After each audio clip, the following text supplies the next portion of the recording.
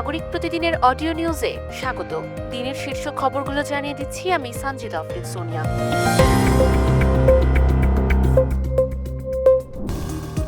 প্রধানমন্ত্রী তারেক রহমান ২০২৬ সালের বিশ্ব পরিবেশ দিবস ও জাতীয় বৃক্ষরোপণ অভিযানের উদ্বোধনী অনুষ্ঠানে বাংলাদেশকে একটি সবুজ বসতি হিসেবে গড়ে তোলার আহ্বান জানিয়েছেন। তিনি পরিবেশ সংরক্ষণকে নিত্যদিনের অভ্যাসে পরিণত করার এবং প্রতিটি শিশুর জন্ম উদযাপনে একটি করে গাছ লাগানোর সামাজিক আন্দোলন গড়ে তোলার অনুরোধ করেন।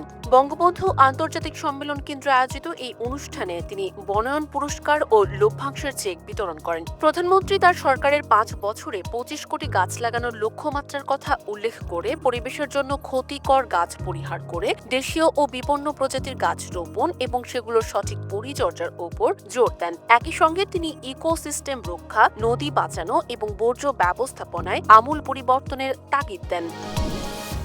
পররাষ্ট্র মন্ত্রণালয় সহ বিভিন্ন গুরুত্বপূর্ণ কূটনৈতিক মিশনে সাম্প্রতিক ব্যাপক রদবদল প্রসঙ্গে পররাষ্ট্র প্রতিমন্ত্রী শামা ওবায়দ ইসলাম জানিয়েছেন, সরকারের মন্ত্রণালয়গুলোতে পরিবর্তন ও নতুন লোক আসা একটি নিয়মিত এবং চলমান প্রক্রিয়া। বৃহস্পতিবার সাংবাদিকদের মুখোমুখি হয়ে তিনি স্পষ্ট করেন যে রাজনৈতিক সংশ্লিষ্টতা নয়, বরং কাজের দক্ষতা, দেশের প্রতি আন্তরিকতা, যোগ্যতা এবং উৎসর্গকে প্রাধান্য দিয়ে প্রধানমন্ত্রী যে কোনো রদবদলের সিদ্ধান্ত নেন। তিনি আরও জানান, সরকারের পক্ষ থেকে চূড়ান্ত গ্যাজেট বা আনুষ্ঠানিক বিবৃতি প্রকাশের পরে সুনির্দিষ্ট কারণ ও বিস্তারিত তথ্য জনসাধারণের সামনে আসবে। যোগ্যতার ভিত্তিতেই এই পরিবর্তনগুলো করা হচ্ছে এবং এতে নতুন বা অস্বাভাবিক কিছু নেই বলে তিনি মন্তব্য করেন।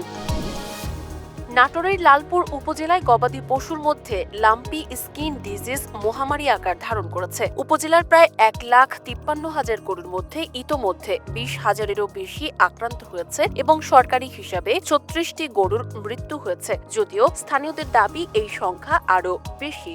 সরকারি হাসপাতালে টিকার তীব্র সংকটের কারণে খামারিরা চরম অনিশ্চয়তায় পড়েছেন। চলতি অর্থ বছরে প্রয়োজনীয় ৫০,০০০ ডোজের বিপরীতে মাত্র ৩৫০ ডোজ টিকা মিলেছে। ফলে বর্তমানে টিকাদান কার্যক্রম সম্পূর্ণ বন্ধ। পর্যাপ্ত চিকিৎসার অভাবে ক্ষুদ্র খামারিরা বাধ্য হয়ে কম দামে গরু বিক্রি করছেন কিংবা ঘরোয়া ও হোমিও চিকিৎসার উপর নির্ভর করছেন। দ্রুত সরকারি হস্তক্ষেপ ও পর্যাপ্ত টিকা সরবরাহ না হলে এই সংকট আরও ভয়াবহ রূপ নিতে পারে।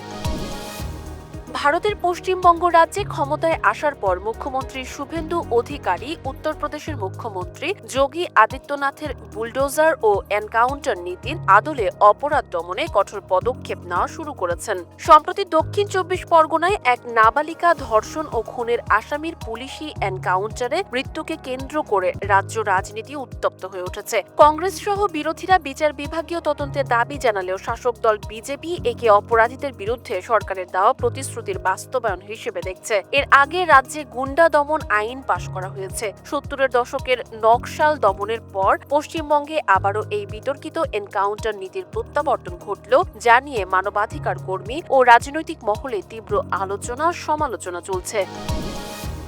ন্যাটো সম্মেলনের ফাঁকে মার্কিন প্রেসিডেন্ট ডোনাল্ড ট্রাম্প তুরস্কের ওপর থেকে নিষেধাজ্ঞা প্রত্যাহার এবং অত্যাধুনিক F-35 যুদ্ধ বিমান বিক্রির ঘোষণা দেওয়ায় তীব্র ক্ষোভ প্রকাশ করেছেন ইসরায়েলের প্রধানমন্ত্রী বেনিয়ামিন নেতানিয়াহু। ট্রাম্প তুরস্ককে ন্যাটোর গুরুত্বপূর্ণ বন্ধু হিসেবে উল্লেখ করে এই চুক্তিকে ইতিবাচক বললেও নেতানিয়াহু মার্কিন গণমাধ্যমে দেওয়া সাক্ষাৎকারে দাবি করেছেন যে তুরস্ক হামাসকে মদদ দিচ্ছে এবং এই চুক্তি মধ্যপ্রাচ্যের শক্তির ভারসাম্য নষ্ট করে ইসরায়েলের নিরাপত্তা বিপন্ন করবে। ২০২০ সালে রাশিয়ার থেকে S-400 ক্ষেপণাস্ত্র ব্যবস্থা কেনার কারণে তুরস্কের ওপর নিষেধাজ্ঞা দিয়েছিল আমেরিকা। ৬ বছর পর ট্রাম্পের এই সিদ্ধান্তকে মার্কিন নীতিতে বড় পরিবর্তন হিসেবে দেখা হলেও এটি কার্যকরে মার্কিন কংগ্রেসের অনুমোদনের প্রয়োজন হবে।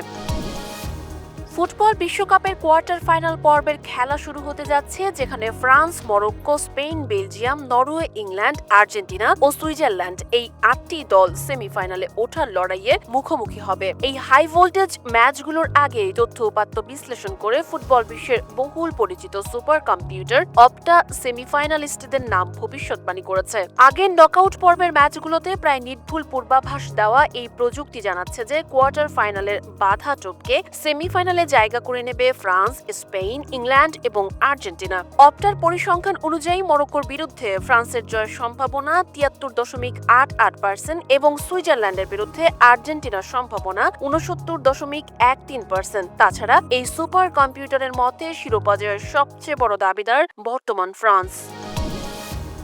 জনপ্রিয় কণ্ঠশিল্পী রুমানা মুর্শিদ কনক চাপা তার ছবি ও ভিডিও কৃত্রিম বুদ্ধিমত্তা বা এআই প্রযুক্তির সাহায্যে বিকৃত করে সামাজিক যোগাযোগ মাধ্যমে পোস্ট করার ঘটনায় গভীর ক্ষোভ ও বিব্রত বোধ প্রকাশ করেছেন। ফেসবুকে দেওয়া এক দীর্ঘ বার্তায় তিনি জানান যে এআই প্রযুক্তি মানুষের ভেতরের আসল রূপ বা চোখের নিজস্ব দৃষ্টি ফুটিয়ে তুলতে পারে না, বরং তা দেখতে ভয়ঙ্কর লাগে। তিনি নিজের স্বাভাবিক অবয়ব নিয়ে সম্পূর্ণ সন্তুষ্ট এবং কোনো ধরনের কৃত্রিম পরিবর্তনের পক্ষপাতী নন। বাংলাদেশে এই প্রযুক্তির এমন অপব্যবহারের তীব্র সমালোচনা করে তিনি হুঁশিয়ারি দিয়েছেন যে এই প্রবণতা বন্ধ না হলে তিনি চিরতরে ফেসবুক বর্জন করবেন। তিনি স্পষ্ট জানিয়েছেন দর্পণে নিজের বদলে অন্য কোনো বিকৃত রূপ তিনি দেখতে চান না। এই ছিল আজকের শীর্ষ খবরগুলো। প্রতিদিনের অডিও নিউজ শুনুন আমাদের ওয়েবসাইট, ইউটিউব চ্যানেল ও ফেসবুক পেজে।